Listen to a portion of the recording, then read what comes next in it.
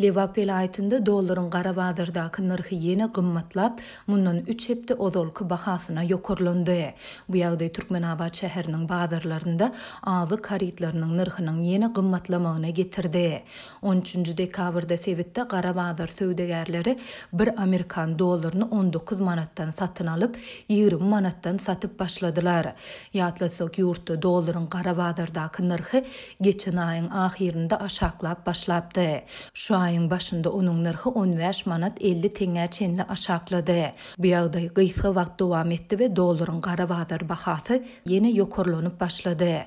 Bu waka Milli Geňeşiň Halk Maslahatynyň başlygy Gurbanoğlu Berdimuhammedowyň milli pulun hümmetiniň durnuklugyny saklamagyň ähmiýetini nygtamagynyň ýa gabat geldi. Söwdegärler bu çäräni häkimetleriň bayramçylygyň öň ýanynda haritlar arzanlatmak üçin oýnaýan oýuna atlandyrdylar.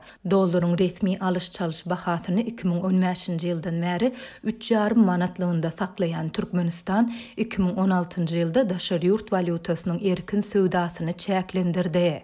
Şondan soň ýurtda valutanyň gara bazary emele geldi. Lewapda dollaryň gara bazardaky narhynyň gaýtadan gymmatlamagy azy karitlarynyň şol sanda täze ýyl bayramy üçin niýetlenen sowgatlaryň bahasynyň destine 20 göterim çemesi ýokurlanmagyna getirdi. Häzirki wagtda ýöneköý irisli süýjüniň 1 kilogramy 40 manat, şokoladly süýjüler 60-100 manat, kişmiş 100 manat, şorşanik 100 manat, hoz 150 manat bahalanýar.